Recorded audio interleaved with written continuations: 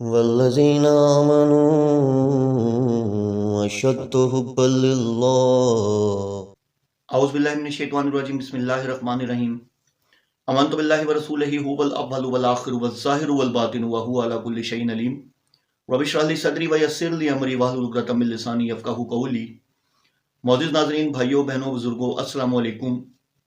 سلسلہ دجالی فتنوں کے حوالے سے جیسا کہ میں ویڈیوز جو ہے پوسٹ کر رہا ہوں، اور کافی سارے ایسے چہرے جو کہ یعنی کہ آپ کے سامنے عوام کو گمراہ کر رہے ہیں اور گمراہ کن باتیں کر رہے ہیں، اللہ اور اللہ کا نعوذ باللہ انکار کر رہے ہیں، جیسے حسن اللہ یاری جیسے ہو گئے، جس نے اپنا رب علیحدہ بنایا ہوا ہے، نعوذ باللہ معاذ اللہ۔ یہ اسی کی ویڈیو سے بتا رہا ہوں آپ کو۔ اس کے علاوہ جو ہے مطلب شہنشاہ نقوی ہو گیا، باقی دوسرے ہو گئے، تو مولانا طارق جمیل ہو گیا، یہ اہل تفرقات میں سے آ جاتے ہیں۔ وہ تو خیر شیعہ تو ایک مذہب ہے، تو اس ریگارڈنگ میں یعنی کہ اپنی ویڈیوز جو ہیں وہ کیا نام ہے پوسٹ کرتا رہتا ہوں۔ تو آج ایک ویڈیو میری نظر سے گزری جو کہ ثاقب مصطفی جو ہے، ثاقب رضا مصطفی میرا خیال ان کا نام ہے۔ آج اس کا بھی چہرہ ایک سامنے آیا کہ آپ دیکھیں کہ مطلب آپ دیکھیں کہ حدیث وہ بتا رہا ہے، ایک حدیث ہے جو کہ وہ بتا رہا ہے، اور وہ اتنی من گھڑت یعنی کہ اپنے طرف سے وہ حدیث اس نے گھڑی ہے اور گھڑ کے وہ بتا رہا ہے، جبکہ وہ تاریخی ایک روایت ہوگی، اگر ہوگی اول تو اس کا کہیں نام و نشان نہیں ہے نا اس طرح کی حدیث کا، جس طرح کا اس نے بتایا۔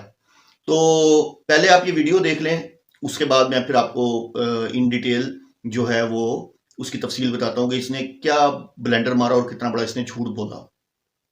تو یہ ویڈیو دیکھیں۔ سیدنا صدیق اکبر نے بھی یہی وصیت کی تھی کہ میرا جنازہ پڑھ کے پھر حضور کے سامنے لے جانا اور سلام عرض کرنا۔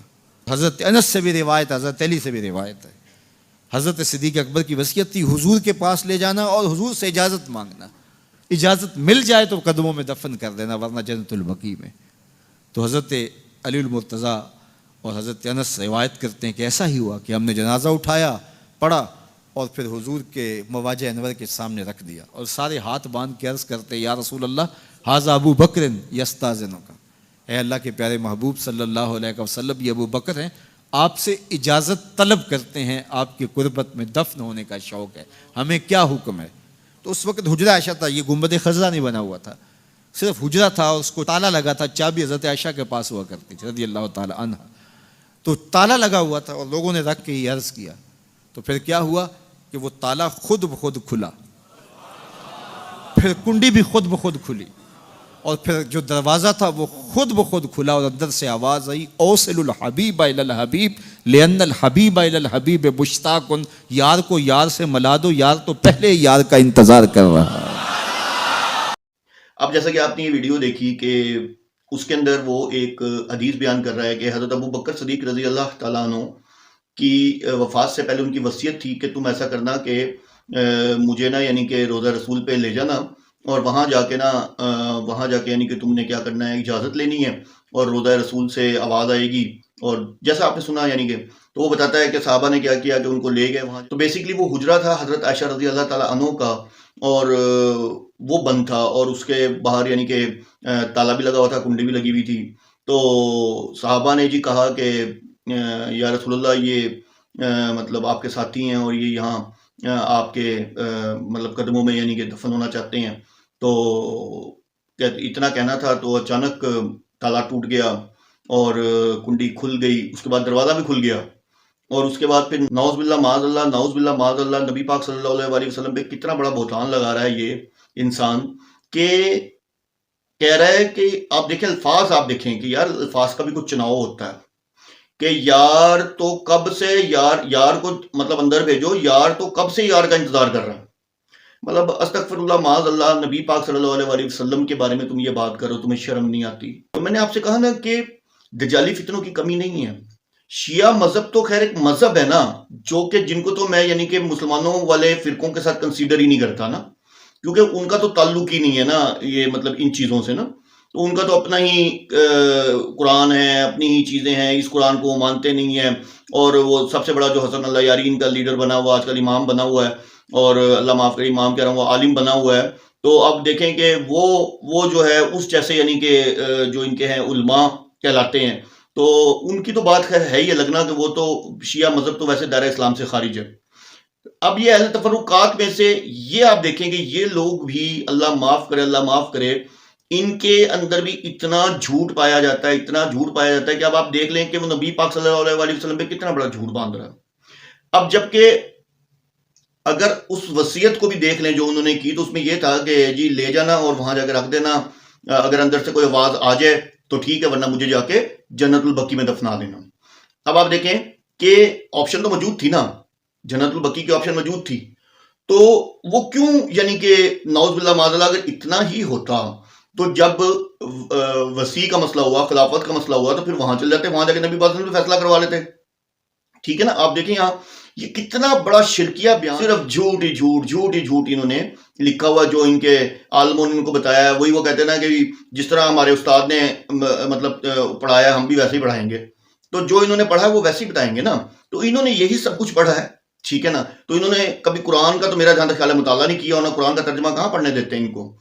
تو اچھا اب آپ دیکھیں کہ حضرت عمر کا دور آیا. حضرت عمر فاروق رضی اللہ عنہ جب بہت زیادہ بیمار پڑ گئے، جب وہ یعنی کہ اور ان کا یعنی کہ ان کو جب وہ حملہ ہوا اور اس کے بعد ایون کہ یہاں تک ہوا کہ وہ جب کچھ پیتے تھے یا کھاتے تھے تو وہ ان کے جو انتڑیوں والی جگہ تھی ادھر سے وہ باہر آنا شروع ہو جاتا تھا، اتنا یعنی کہ وہ شدید بیمار تھے. تو انہوں نے یعنی کہ حضرت عائشہ رضی اللہ تعالیٰ عنہ کو یعنی کہ میسیج پہنچوایا کہ اس سے پہلے وہ خلافت سے دستبردار ہو گئے تھے، 6 رکنی کمیٹی بنا دی تھی جس میں حضرت علی بھی تھے اور بھی صحابہ موجود تھے.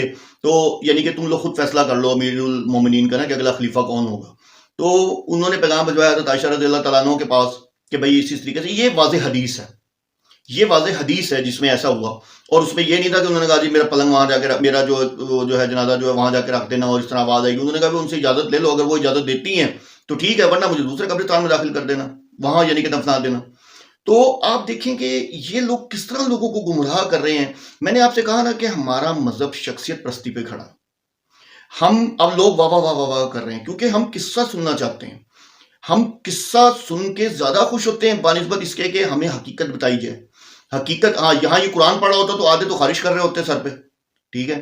لیکن کیا تھا کہ وہاں واقعہ چل رہا تھا سب واہ جی واہ کرامات، یعنی کہ نعوذ باللہ معاذ اللہ یعنی کہ وہ دکھا دیا کہ جی نبی پاک صلی اللہ علیہ وسلم کی قبر سے آواز آئی.